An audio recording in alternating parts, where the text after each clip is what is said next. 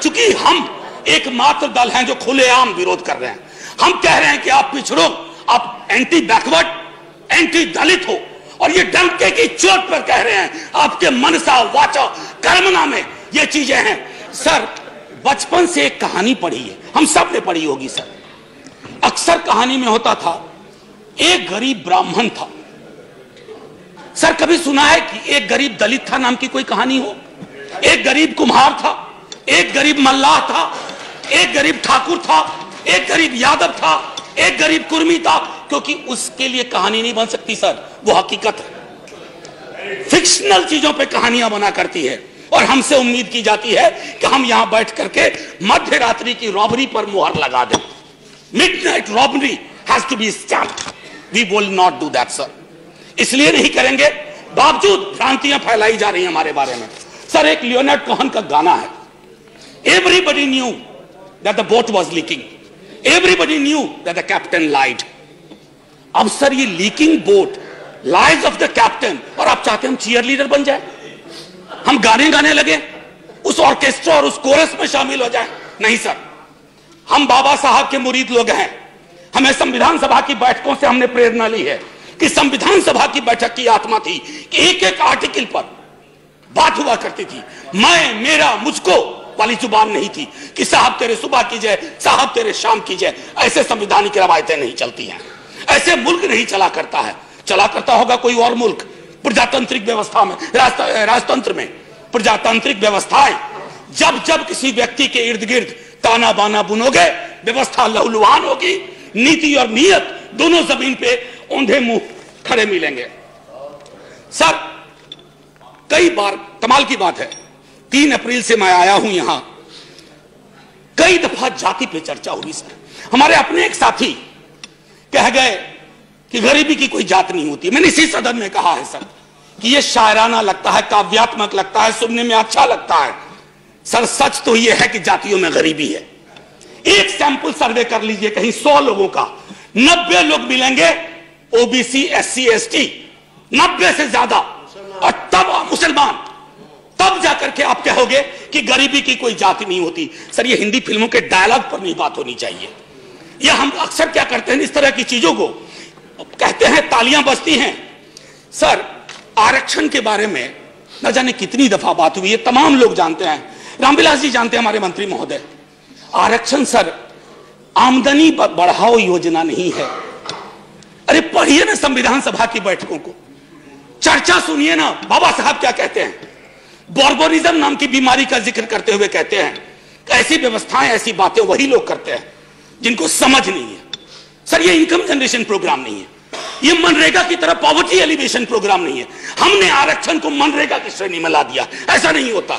आरक्षण प्रतिनिधित्व का मामला है सर, और जिनको गुरेज है आरक्षण से, अभी भी प्रतिनिधित्व देख लीजिए।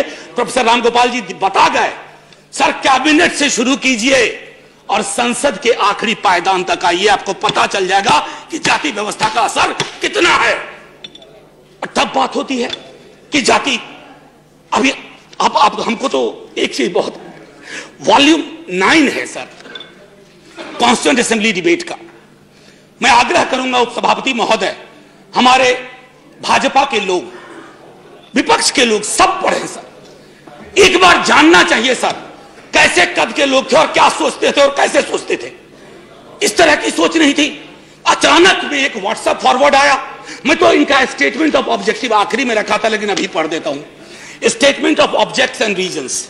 सर, अगर इसको मैं रीनेम करूं तो कहूंगा statement of subjects and अनरीजंस।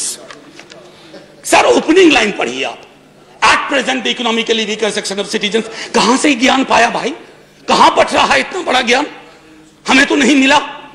Mandal commission sir जब आया ना, वॉल्यूमिनस दस्तावेज के साथ आया, जातियों के आंकड़े आए, जातियों की संख्या आई, और तब कहा गया कि चूंकि सुप्रीम कोर्ट की बार है एक कि 49.5%, 50 को एक्सीड नहीं करेगा, बावजूद इसके कि आबादी 52 थी, 27 में महदूद कर दी गई।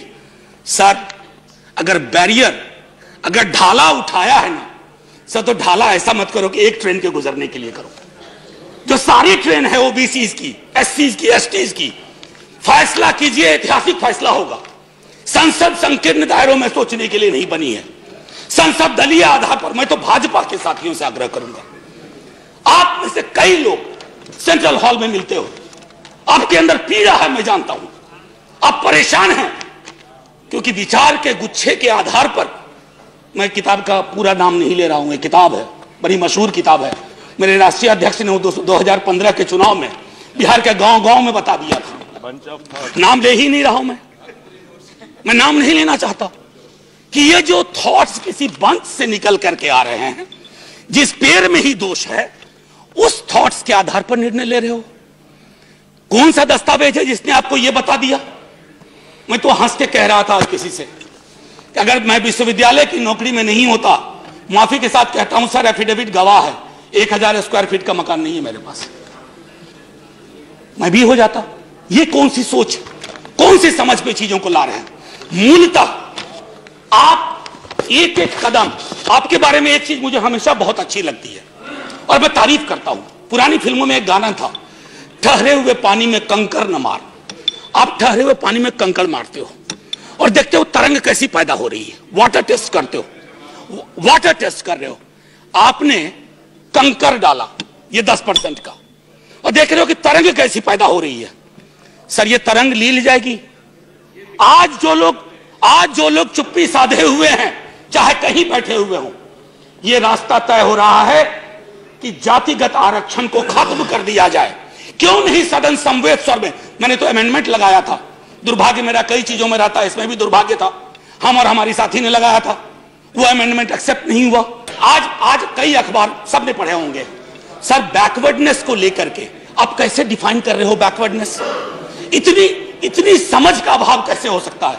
बड़े विद्वान मंत्री हैं सर इस मंत्रिमंडल में, शायद उनकी सुनी नहीं जाती है या वो बोल नहीं पाते हैं सर। अच्छे वकील कोई भी होते ना, कॉन्स्टिट्यूशनल अनटेनेबिलिटी एंड लीगल इंटेनेबिलिटी दोनों के आधार पर इसको खारिज किया जाए, लेकिन ये पूरी की पूरी सरकार व्हाट्सएप पे चल रही है। सर मैं आपको एक चीज जो कहना चाहता हूं सर, अगर इतना डर रहे तो निजी क्षेत्र को हाथ लगाने में क्यों डर लग रहा है?